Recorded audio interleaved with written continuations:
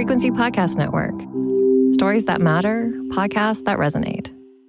He's in the building!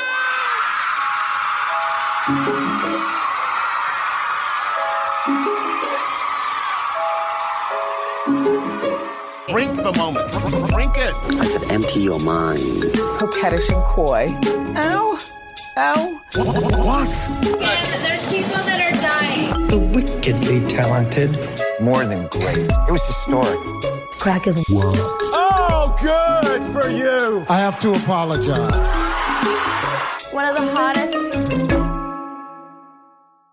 Hello and welcome back to The Reheat, a podcast that re-examines the hottest celebrity news and scandals of yesteryear and asks, how would we react to the same events if they'd transpired today? I'm your co-host, Sarah Sahagian. And I'm Sadaf Hassan, your other co-host. And in today's episode, we're going to get into one of the most iconic Hollywood romances of our time, that of Tom Cruise and Nicole Kidman.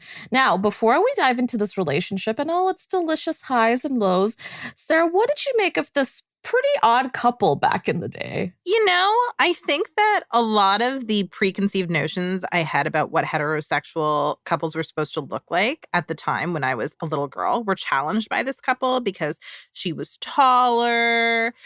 I actually think it was just came down to height, right? I think it was so ingrained in us that men were supposed to be taller. So in some ways, I really appreciate that they challenged that notion, which I think is a more oppressive aspect of heterosexuality than even we realize. Otherwise, I wasn't old enough to see most of their movies, so I wasn't particularly invested in them. What about you? I was definitely too young to watch their movies. Did that stop me? No, it did not. I watched Days of Thunder, Far and Away, Eyes Wide Shut. I loved them all. Not that they were all great. They did not all deserve that love. But I think I was just so enamored by the two of them. I loved them. And I think partly because they were such an odd match. And let's be real, a lot of that had to do with the height. Yes, you're right. And also the fact that she was kind of this brand new thing and he was already Tom Cruise, capital T, capital C. There was just something about the two of them together.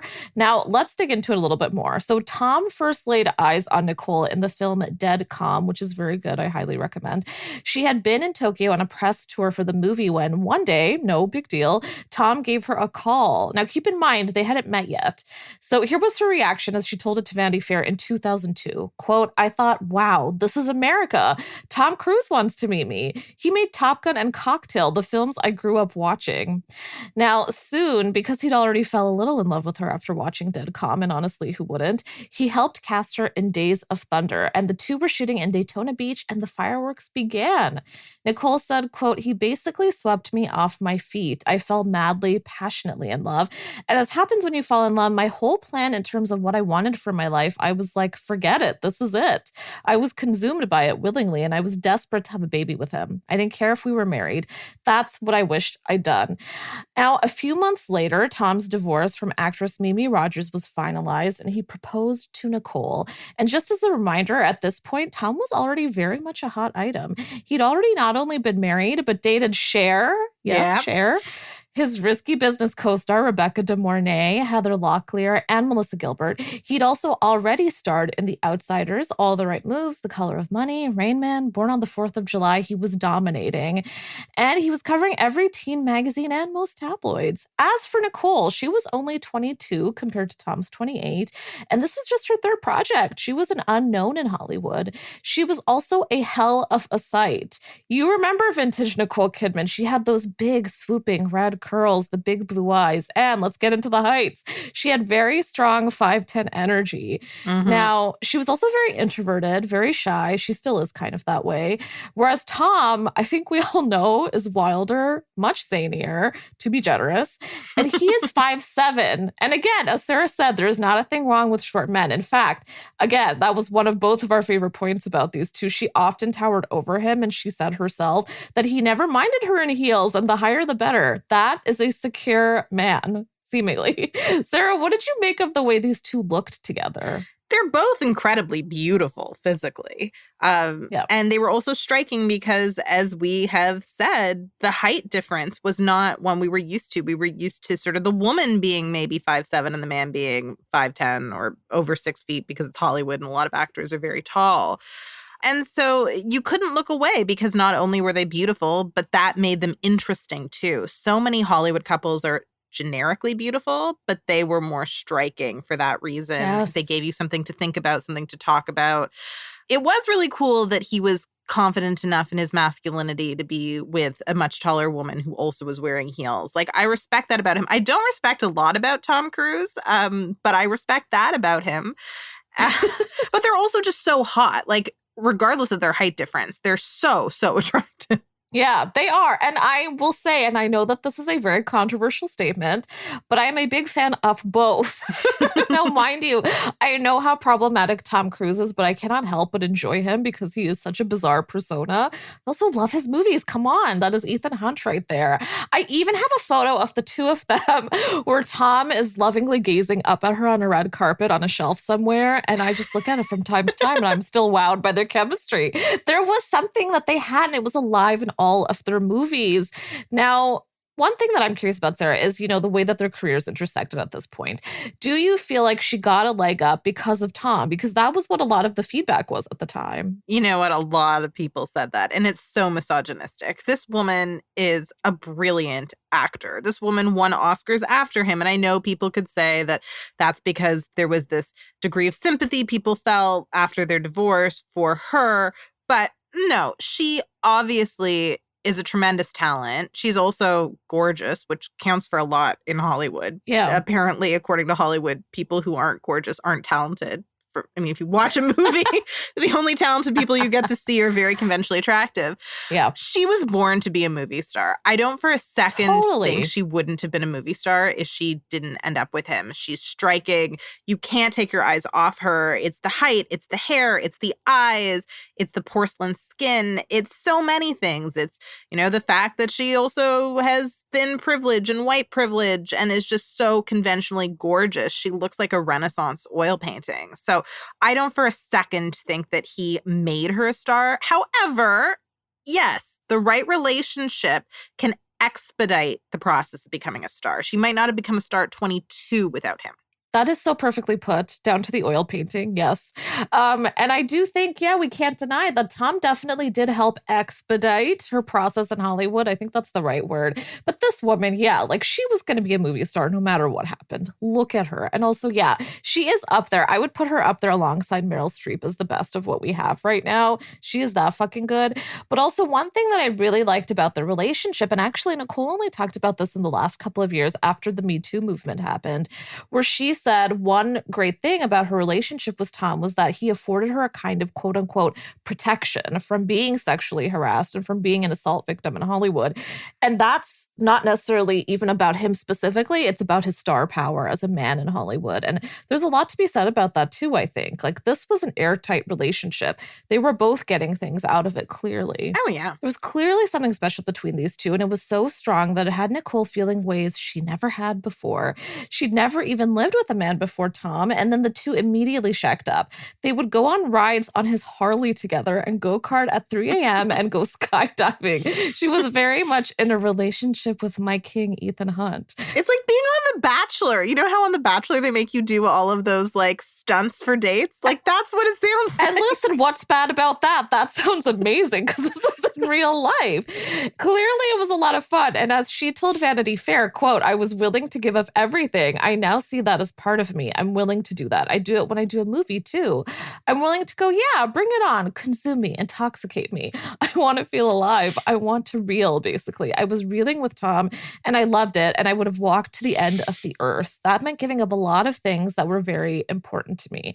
Now, that is a very wild quote if you think about it. I mean, she's head over fucking heels. And it's also a very old school thing to say. I mean, not a lot of people, especially celebrities, talk that candidly about being in love now. It's almost kind of frowned upon. Sarah, what do you think when you hear that? She's such an artist. Like, she feels so deeply, which is why she's a good actress, because she can just access this range of emotions. And I respect that about her. I feel like it's got to be helpful to be so in touch with your feelings. But man, I don't think I could handle having that many feelings in a day. Yeah. Sarah, your husband, Brandon, is taking a lot of hits on this podcast episode. No, I love him so much. I just her whole, like, I met him and I immediately wanted to be with him and sacrificed everything for him. Like, I don't know, man. Wait for like the 6th date. See, if you have the same taste in TV shows. Yeah, I mean, back then I was such a romantic and I loved this kind of shit. And I thought, oh my God, amazing. She really found her prince. But I've grown up and I just kind of have to give it a little bit of a side eye. It's a lot. And it also, the relationship escalated so quickly. So it definitely makes you kind of question a little bit. Yeah. Now, one of the things that I feel like she was sort of giving up was her privacy. As someone who very much valued that then and today, this meant a significant departure from Nicole's usual way of life. As she said, quote, "You're being watched and scrutinized and that slowly affects you. But it's also deeply romantic because it feels like there's only the two of you and you're in it together, as if you're in a cocoon and you become very dependent on each other." It's hard for me not to keep rolling my eyes. I mean, my God, she sounds unwell. But while she was gushing for this man pretty much 24/7, and whenever they were spotted on pretty much every red carpet together for their films, they looked deeply in love and enamored and rarely let each other's hands go. The press had a very different idea, naturally. Nicole was considered rude, cold even, and never leaving Tom's side. And here's one of her most infamous quotes about the relationship on that. Quote, "I felt I didn't deserve to be there in my own right, and so throughout I wasn't there as Nicole, I was there as Tom's wife." Sarah, do you think she was in his shadow during this period? And I mean, what happens when you sort of surrender your life to someone at this stage? Well, I mean, it sounds like she has imposter syndrome, which is true of a lot of women. Yeah. I don't know. This is the thing. I'm not a huge Tom Cruise fan. I respect that you are, Sadaf. I love that you are, right? Like, that's generous. Thank you. But because I know you don't. It's okay. But I love you, and so I love Tom for you, right? Like, I'm trying to be happy for you that he makes you happy, right? I'm happy he makes you happy. But I do wonder if he was a good partner. Like, was he there as a cheerleader for her saying, like, no, babe, like, you're going to win an Oscar one day? Or was he like, oh, yeah, you look cute on my arm? Like, I don't know. I know that he liked that she was tall, but does that mean that he was a supportive husband overall? I don't know. He might just have liked that she was hot and looked like a model. I will say, but also this doesn't say much. Tom would say on red carpets, she's an incredible actress, whatever. He'd always be raving about her performances. But what is actually happening behind the scenes and in their relationship, we can't say. But now, so let's move a little forward. The two were building a family very quickly. After marrying on Christmas Eve, in 1990, they adopted 2 children. Yeah, it is a lot.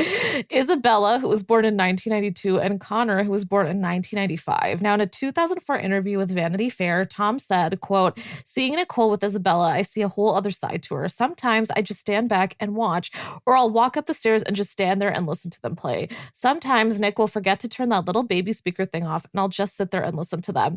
Those are the little moments in life when you stop and think, I want to make sure I'll remember this forever. I mean, they both sound disgustingly in love. That's what I will say. But building this family didn't come easy for the two. 1 year after they met and got together, Nicole experienced an ectopic pregnancy and lost the baby, which she said was a traumatic moment. A decade into their relationship, and well after their 2 adoptions, she experienced a miscarriage. Now, very shortly after that, they would actually file for divorce. We'll get into that a little bit more later, but here she is talking about their fertility struggle on 60 Minutes in 2011. One that's been in the place of wanting another child or wanting a child knows the disappointment, the pain, and the loss that you go through trying and struggling with fertility is such a big thing, and it's not something that I've ever run away from talking about. I've had a very, very roller coaster ride with fertility. I just have, and it has never been easy for me. So to now be in this place where I have 2 gorgeous adopted children and 2 biological children, I can't believe that's what's happened in my life. Now, she, by the way, is referring to the other 2 children, Sunday and Faith, she had with second husband Keith Urban years later. But Sarah, how do you think those fertility issues might have played a role between her and Tom? I don't know. I mean, anything that's very anxiety-inducing, like a fertility struggle, can make it difficult to feel really connected to your partner. And when it comes to fertility struggles, sex often becomes more mechanical. It becomes about the end result. Intimacy falls by the wayside. It can be very difficult to keep the love and to keep the romance alive.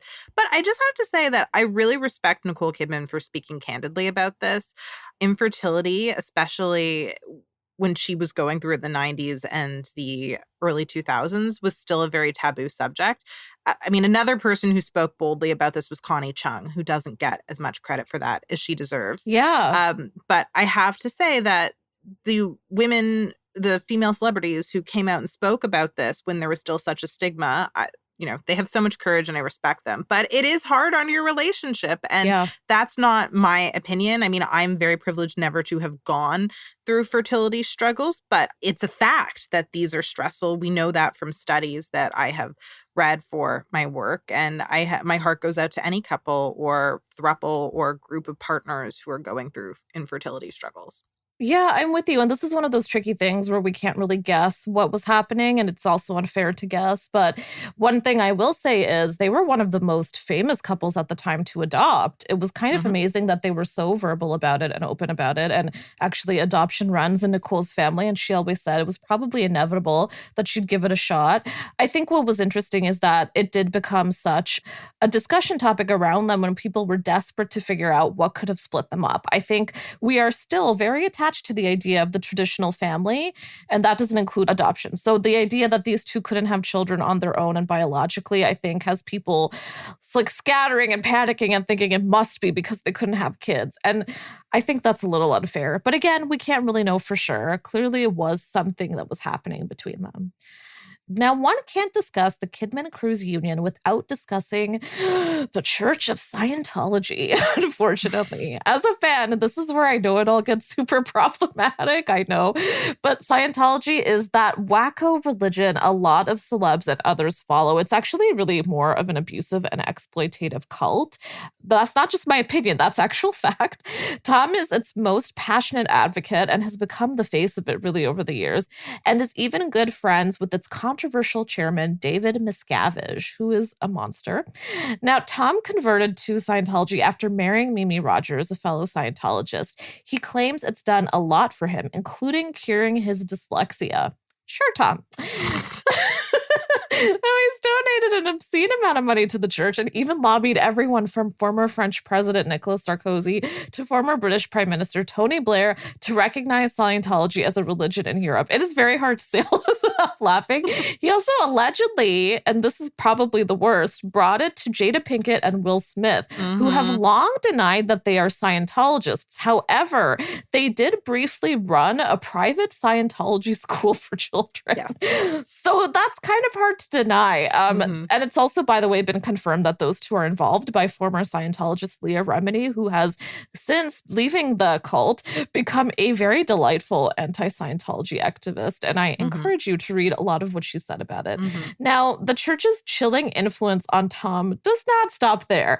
In 2004, 3 years after his split from Nicole, he became notorious for saying he believed psychiatry should be outlawed and is pseudoscience, which is what the church believes. This is obviously bullshit. He even criticized actress Brooke Shields for using an antidepressant to treat her postpartum depression. It led to a notorious debate between him and, since disgraced, Today Show host Matt Lauer, and to Brooke saying Tom, quote, should stick to saving the world from aliens and let women who are experiencing postpartum depression decide what treatment options are best for them. Amen. Now, Tom used his massive platform to further the stigma surrounding mental health. It was a shit show and, frankly, disgusting. He did apologize to Brooke, but the damage was done. I mean, when people hear what you have to say about that, you have that big a platform, it's going to get into somebody's head. Very quickly, his persona became complicated and controversial, and the church became inextricable from his fame. Sarah, when did you learn Tom was a batshit Scientologist? I think I was around 10 when I found that out. I think it was around the time of their divorce because I saw him on Oprah at some point. Maybe it was slightly before they got divorced. I think it was slightly before because Oprah was calling him out on being a Scientologist. Yeah. And he was trying to explain that, like, oh, you could be Catholic and be a Scientologist because there was this sort of rumor going around in Hollywood that he had pressured Nicole Kidman to convert, and she had been brought up a Catholic. Right. And so he was trying to defend himself by saying, oh, you could be both, but we choose to just be Scientologists. They're not mutually exclusive, but, Nicole just chooses Scientology. It's not a cult, and I'm not forcing her to. I'm not sure if I remember this correctly. This is my recollection of what I saw as a child. Yeah. And from what I remember, Oprah was kind of incredulous. I could be projecting because I remember thinking this doesn't sound like a healthy marriage. It sounds like you may have forced her to convert to a cult. Yeah, Sarah, you might be onto something. Now, before we dive into that a little bit deeper, why don't we take a little bit of a break?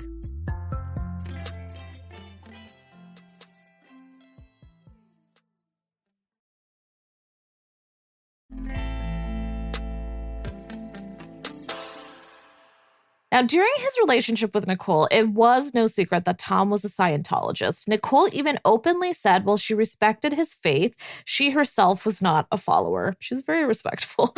But there was a lot more to it. The biggest bombshell came in 2013 with Lawrence Wright's book, Going Clear, Scientology and the Prison of Belief, and Alex Gibney's 2015 documentary adaptation of that book. I highly recommend both. And both highlighted Tom's involvement in the church to quite a degree. Not only do they claim that the church, along with Miscavige, would choose and groom potential romantic partners for Tom, but that he would use church members as laborers who would even clean his bathroom floors for him. With, if I remember correctly, toothbrushes. Gotta get it clean. Yeah, I gotta get into the little spots. Now, Exactly. actress Nasneen Baniati, who was auditioned to be one of his girlfriends, yes, you heard me correctly, auditioned to be one of his girlfriends, compared this whole thing to, quote, white slavery. Oof.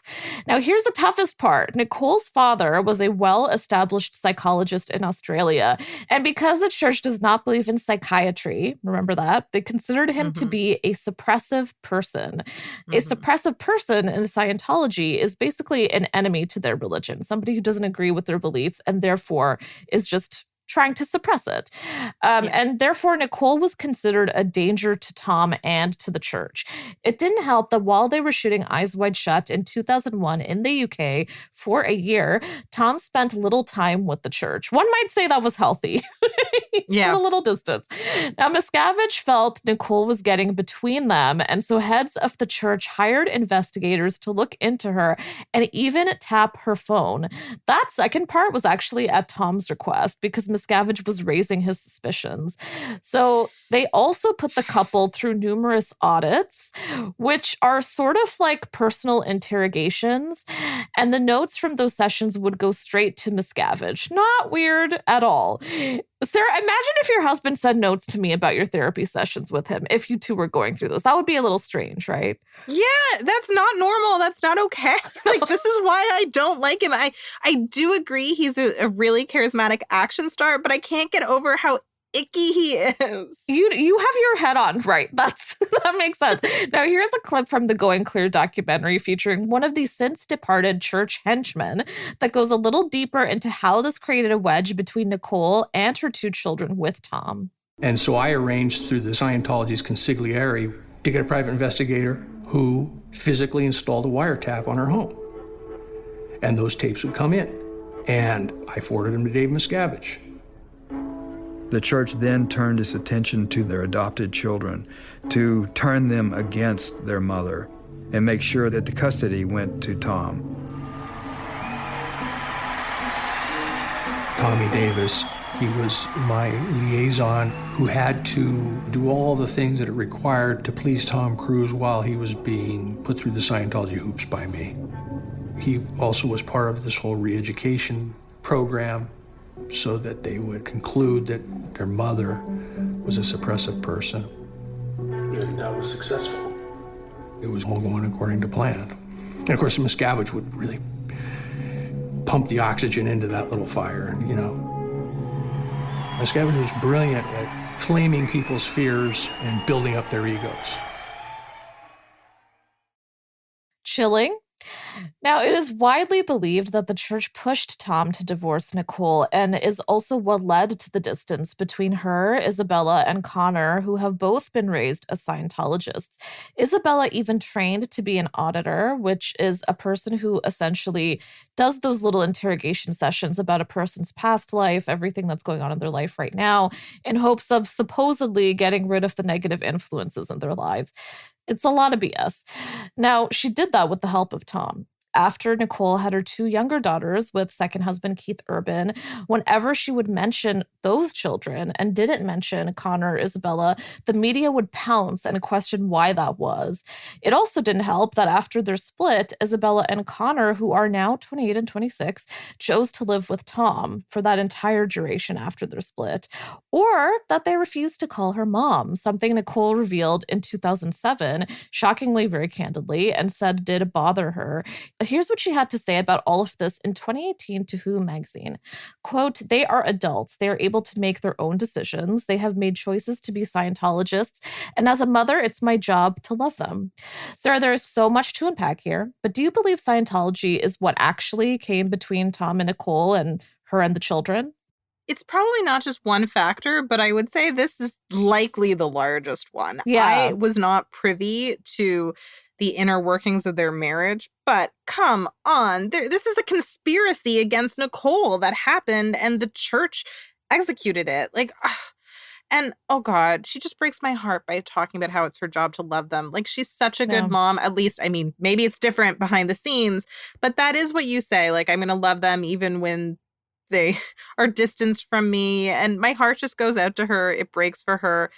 Oh my God. I had an epiphany. Oh, please share. Tom Cruise for you is what the royal family is for me. Oh! Where it's like, I know the royal family is bad. Like, I know monarchy is bad, but I love them. I feel like it's a similar thing. That is flawless. Chef's kiss. I think you will get more sympathy from our listeners than I will. But I think that's spot on. And I will say, and I think it's for a similar reason, because there's an entertainment value. The more you hear about this nonsense that we've been talking about, it's absurd. It's so absurd that it makes him almost this clownish figure. But then when you hear these details about how it impacted the relationship, it's really hard to sympathize with it because, yeah, I agree with you. It's actually devastating because she really did lose her relationship with these 2 children. That really is the case. And them staying with Tom, I think, says a lot. Them deciding to be Scientologists says a lot. Isabella actually choosing to be actively involved in the church says a lot. I don't think Nicole was a suppressive person. You know, even when she spoke at the media, she was very respectful about Scientology, which is actually impressive because as somebody who is pretty candid, she could have said anything she wanted and she never did. I will say in the past couple of years, the rumors have been that she's had a pretty good relationship with the 2. Take that how you will, because the extent of it is that we've seen Isabella liking a few of Nicole's Instagram posts. We can't actually know what's going on behind the scenes. Nicole has said that it's been a lot better, so that makes me happy. But, you know, what can we say about a man who allows his cult to get between him and his family? I mean, it's insane. You were married to Nicole Kidman and you let David Miscavige get between you? How? That man, by the way, is another little weasel of his own. And we'll get into that maybe in another. Yeah. So after 11 years of marriage, Tom and Nicole would, sadly to me, but probably good for Nicole, announce their divorce in 2001, which set off a massive shockwave around Hollywood. Nicole was open about the fact that it had been Tom's idea and was also a complete surprise to her. She told People magazine shortly after, quote, "Our life together was perfect. It took me a very long time to heal. It was a shock to my system. That was a great relationship. I think it ran its course. I was really damaged and not sure whether love and marriage was ever going to happen again to me." Now, the rumor is that Tom's go-to response on this was, quote, "Nicole knows why." Dun, dun, dun. No, I get that's a rumor. It's a bit ridiculous, but it could be possible. Who knows? I think the explanations, though, for the split were many. We don't actually know what's true because neither of them have ever confirmed it, which is also interesting. You know, it's been years and they've never really said what happened. But those rumors of why they divorced ranged from the fertility issues to suggestions that one of them had to be gay to Scientology being what came between them. After all, the split came just after the two filmed Eyes Wide Shut, which is when Nicole said they'd never been happier, but when the church had also said it was never more suspicious of her and had to get involved. So it kind of does line up if you look at it that way. According to the divorce papers, Nicole even suggested counseling, but Tom refused. Nicole had to do countless interviews in that time and was actually super candid, again, as usual. Here's a clip of her discussing the divorce with Oprah shortly after. I'm in a position where if I start to answer any of the stuff, then we have two children who are 8 and 6, who are the most important things to us. Yeah. And as a mother, my job now is to protect them from anything or any scrutiny that they're going to get. And in terms of what they're going to read and what they're going to see when they're 16, 17 or 15, I'm trying desperately now to protect that so that they don't say, Mummy, look, this was written about it, this was it. So that any information they get comes from Tom and me. But all I will say is it's been awful. It's one of those things where you just say, I cannot believe this is happening to me, but I will move forward day by day. Now, Nicole was also very firm on the fact that their marriage was real. She kind of had a habit of always pointing that out because I guess people thought it was all a publicity stunt. Tom's style was not to be quite as open, but to instead file lawsuit after lawsuit whenever anything was printed about their split. In that 2002 Vanity Fair interview, Nicole said, quote, I personally don't believe in doing huge lawsuits about that stuff. Tom does. That's what he wants to do. That's what he's going to do. You do not tell Tom what to do. That's it. Simple. And he's a force to be reckoned with. And God, if that doesn't give us a clue into what their dynamic was like, I don't know what does. Here's Tom in a very rare moment opening up about the split in an interview with Barbara Walters in 2002. So it has been a year, deliberate or not, where people have given her empathy and sympathy, and to a degree, you've come out the bad guy. You know, you talk about being a good guy and trying to do the right thing. It's anyone who's been in a relationship knows that's not how it goes down. And I think that it's something that is between us. Let me ask you one question that you can say yes or no to. Nicole reportedly suffered a miscarriage shortly after you filed for divorce. Did that pregnancy have anything to do with your decision?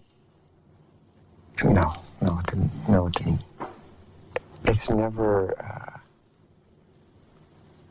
simple like that. Obviously, Tom does not give us much here. No, Barbara notes that he was vilified after their split, and he definitely was, but Nicole also had a tougher time during their relationship, the way that the media was kind of eyeing the two of them all those years.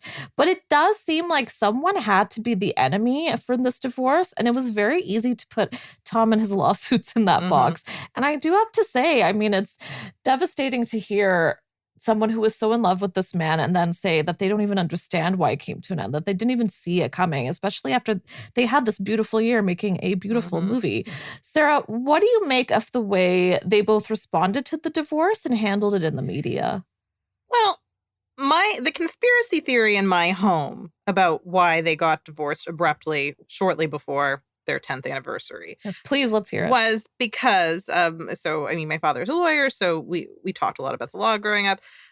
In the state of California, all prenups are null and void after 10 years. So if you're going to leave someone after the 10-year mark, you're going to have to give them half of your stuff, right?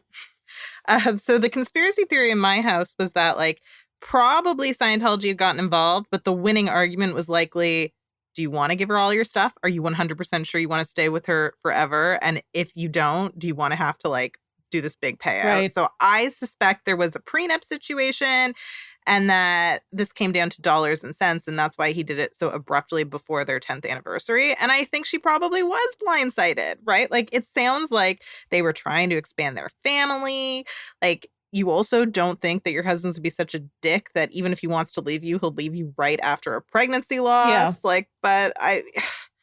He just comes off as so unsympathetic here. Yeah. Also, Barbara Walters, when she wants to be, very good interviewer. That was a great series of questions. Barbara Walters is stunning when she really tries. It's not herself a villain in the dynamic. Yeah. Like, there's been a lot of bad ones, but there's been some damn good ones. And you're right, because she got him to say yes or no to something. And that's pretty tough. If you pay attention, Tom Cruise over the years never gets personal in an interview. He just doesn't do it. And in this case, this is the littlest bit that we ever really got from him. But we'll get into that a little bit more, because my favorite part of this entire drama is one everybody should know. Moments after leaving her lawyer's office to sign the divorce papers, Nicole stepped out in an admittedly unfortunate outfit, but that's not the point. In that moment, her arms are stretched out wide. She's practically dancing along the sidewalk, eyes closed, her face in a grin. She's elated. These are iconic images, which you should go look up right now if you haven't already seen them, of a woman freed. And they've even become a beloved meme in the years since, and a testimony to leaving a relationship that does not serve you. Better yet, it seemed like the moment she divorced Tom, her career got better and better, which is something, because during the relationship, let's not forget, she felt a major imbalance and as though she was an accessory to Tom's success. After a minor break, she did Moulin Rouge, The Others, and then, of course, The Hours, in which she played Virginia Woolf and wore a fake nose. It was a good fake nose.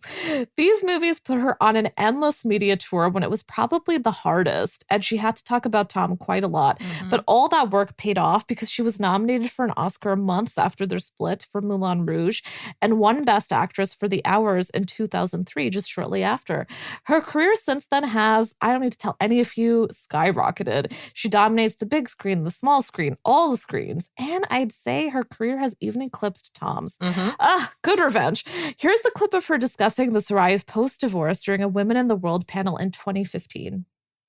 So I then sort of embraced my own life and I got myself together, and it took me a number of years. And during that time, I worked a lot. The work was a great place for me to exist. And then that culminated in winning an Oscar.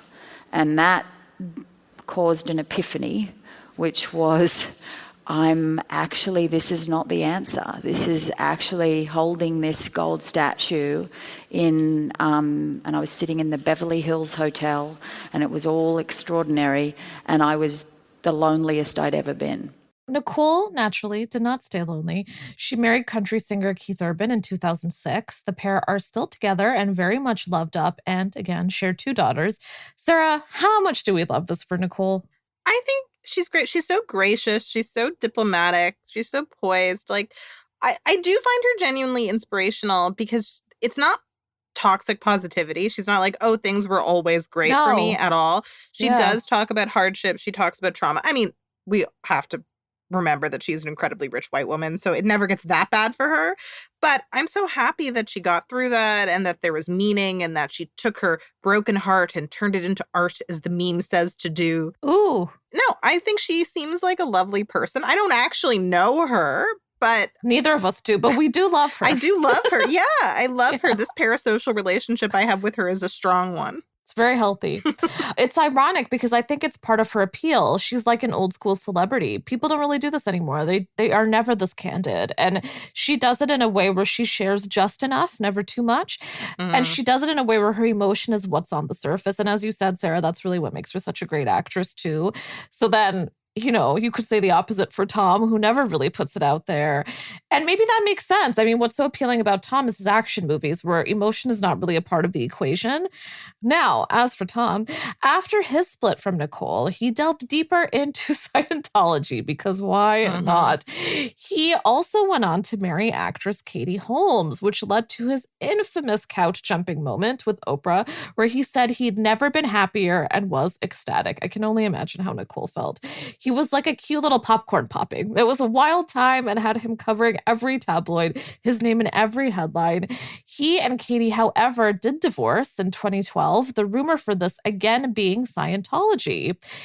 She's rarely discussed the relationship and the marriage, but Tom admitted Katie filed for divorce partly because of his involvement with the church. During his deposition for a defamation case against Bauer Media, whose publications claimed he abandoned their daughter Suri, Tom grew very angry when asked if Katie left him to keep Suri safe from the church. He said, quote, "There is no need to protect my daughter from my religion."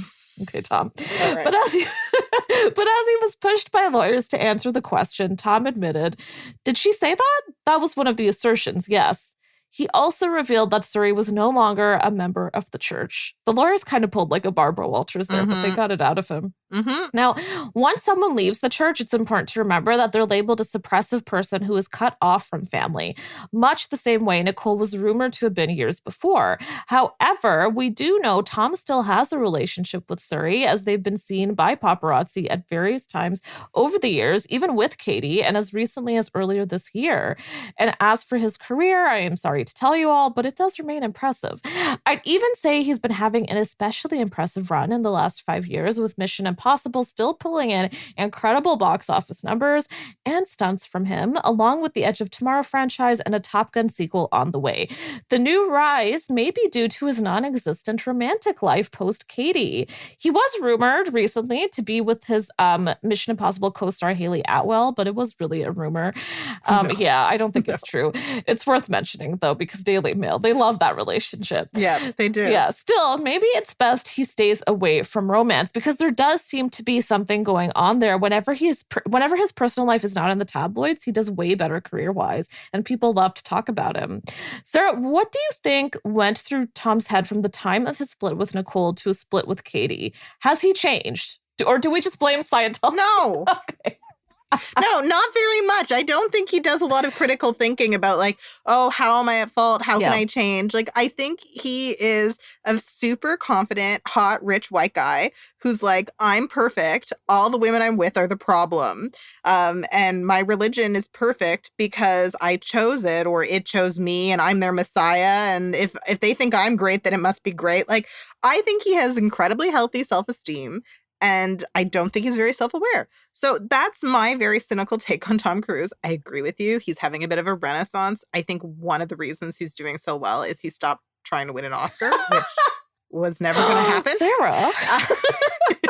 He's accepted who he is, which is a great action star. Like, honestly, his action movies are top-notch. He is a master of that genre. I don't think he has a lot of range. Sorry, you have not seen Magnolia, okay? I encourage you to go do that. He's playing himself. Yeah, this is a debate we're going to have later.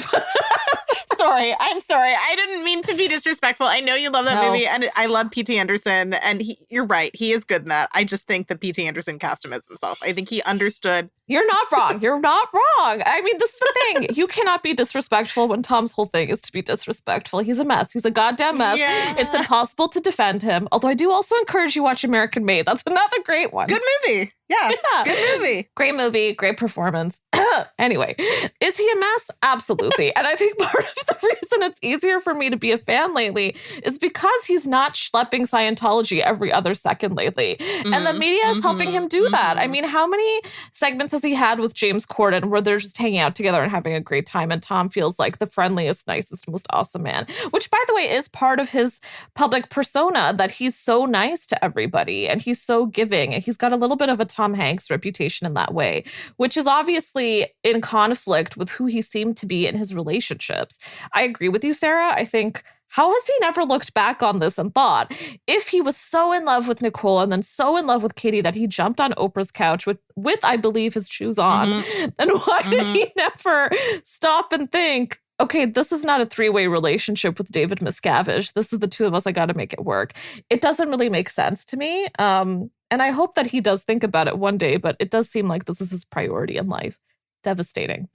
This brings us to our final segment, Hindsight is 2021, where we choose the one moment that we might have handled differently if we were the subject of this story. I shouldn't have done that.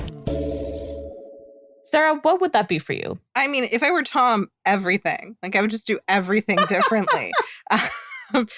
And I also wouldn't post-divorce. This is the thing that I think is the most disrespectful. Post-divorce, when he's rebuilding his love life, he jumps on Oprah's couch in his shoes, as you mentioned. He ruined Oprah's couch. Like, he did. No, that's not okay, right? Like, you don't do that. I'm sorry. That's sacrilegious. Not okay. Oprah is my religion, okay, Tom? So I will fight you if you disrespect her, okay? So I co-sign this. That's my big thing. What about you? I fully co-sign that. I'm with you. All I personally want is for Tom Cruise to realize he could be the star he started out as, with less of the crazy if he just leave it all behind, because I do think that that is ultimately what drove him and Nicole apart. I really think that's it. Yeah. And, you know, Hollywood does love its eccentric, so he's always going to have a place. Nicole's also always going to have a place, more so probably for her actual talent and great personality. But I do believe Tom let the church get to him in his relationships with Nicole and Katie. And that's heartbreaking because I also really do think he was in love and particularly had something special with Nicole. Go back and look at any photo of him gazing at her, okay? And you will see it too. I think the power trip the church gives him, though, is just too strong and nothing else compares. As you said, they do see him as a messiah. That's not even mincing words. And it's become more significant to him than possibly even his family. And that's unfortunate because I'd really like to fangirl Ethan Hunt in peace, okay? Now, on that note, we've reached the end of this episode. In our next one, we're going to be talking all things momagers and dadagers. And I don't just mean Her Highness Kris Jenner. You don't want to miss it. Now, if you want to hear more from me, you can find me on Twitter at _Sadaf. Sarah, where can our listeners find you? Listeners can find me at Sarah Sahagian. And if you liked this podcast, please rate, review, and subscribe so other listeners can find us too. Thanks for listening.